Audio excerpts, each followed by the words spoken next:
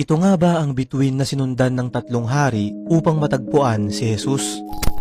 Mga kaibigan, ang bituin na ito ay itinuturing bilang ang pinakamakinang na bituin na makikita natin mula dito sa ating planeta. Ito ay tinatawag na Sirius at marami ang nagsasabi na ito rin daw ang Star of Bethlehem na sinundan ng tatlong hari upang masilayan yung batang Jesus. Hindi espesipikong sinabi sa Biblia na may tatlong haring dumalaw kay Jesus, pero binanggit na mayroong tatlong regalo na galing sa tinatawag na magi. Sa panahon natin ngayon, ang tawag sa kanila ay astrologers o astronomers na pinag-aaralan ng ibig sabihin ng mga pwesto ng bituin at planeta sa kalawakan. Isa nga sa mga paniniwala ng mga ancient astrologers sa Mesopotamia, kapag meron daw nasilayan na isang napakaliwanag na bituin, ibig sabihin ay mayroong isinisilang na isang napakamakapangyarihang nilalang.